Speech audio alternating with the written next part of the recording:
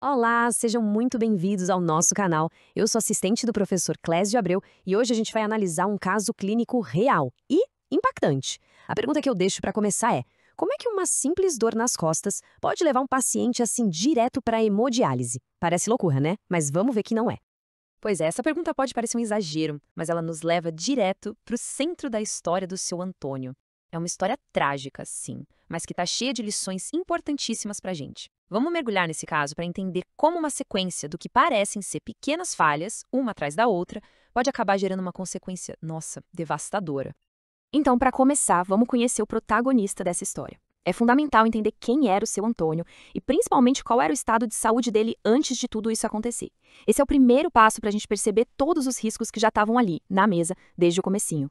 Vamos aos fatos, então. O que a gente tem aqui? Um paciente de 68 anos, hipertenso, que faz uso contínuo de enalapril, um ECA, e agora, o ponto mais importante de todos, o ponto crítico. A função renal dele já estava comprometida. Olha ali, uma creatinina de 1,4. Esse é o retrato exato do seu Antônio no momento em que ele chega na unidade de saúde com uma dor nas costas muito forte. Ok, cenário apresentado. Agora vamos analisar o que a gente pode chamar de ato 1 dessa cadeia de eventos, a prescrição médica. É exatamente aqui que a primeira pecinha do dominó cai, sabe? Dando início a toda a cascata de erros que viria a seguir. E o erro central foi esse: um foco total na doença, na dor nas costas e um esquecimento completo do doente, do seu Antônio e de todo o seu histórico. Foi prescrito diclofenaco, que é um anti-inflamatório superpotente, sem levar em conta aquele perfil de risco completo que a gente acabou de ver.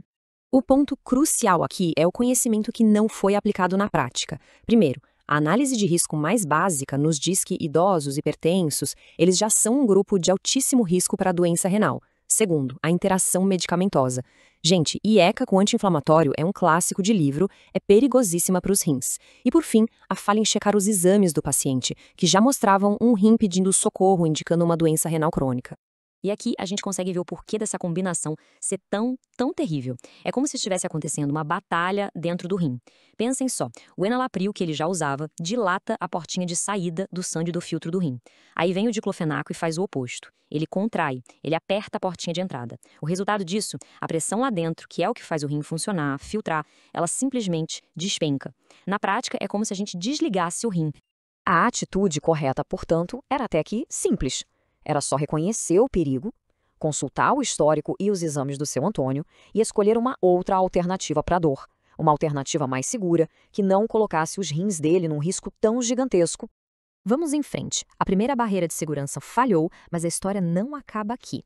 Ainda havia a chance de evitar o desastre. Agora, no nosso ato 2, o foco muda para a fase de administração do medicamento, lá com a equipe de enfermagem. Aqui, o erro foi de outra natureza. A injeção de diclofenaco, tecnicamente, foi aplicada com perfeição.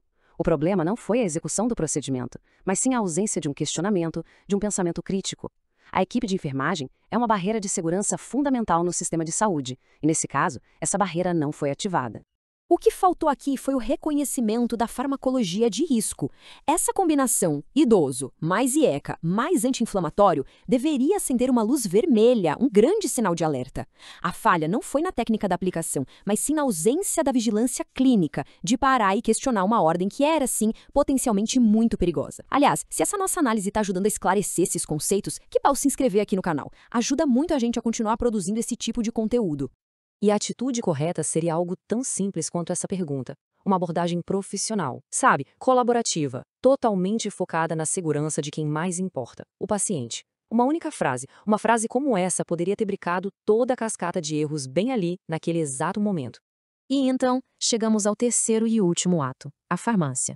Como a última linha de defesa, a barreira final de segurança antes que o seu Antônio levasse aquele perigo para dentro de casa. O erro aqui foi a passividade. O profissional farmacêutico, que deveria ser o guardião da segurança dos medicamentos, agiu como um mero entregador, um dispensador. Ele entregou o remédio com um conselho superficial, em vez de atuar como o especialista clínico que ele é. E o mais impressionante é que a informação estava toda ali, na frente dele. O histórico do seu Antônio na farmácia mostrava que ele retirava a enalapril todo mês. Era só cruzar essa informação com a receita nova de diclofenaco. Isso deveria ter disparado um alerta máximo. O foco da orientação não podia ser: tome depois de comer para não dar dor no estômago. Não, o foco tinha que ser uma intervenção direta para proteger os rins.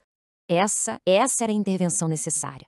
Assertiva, centrada no paciente, essa era a atitude correta e foi a última, a mais crítica de todas as oportunidades perdidas para evitar o dano que já estava anunciado para o seu Antônio.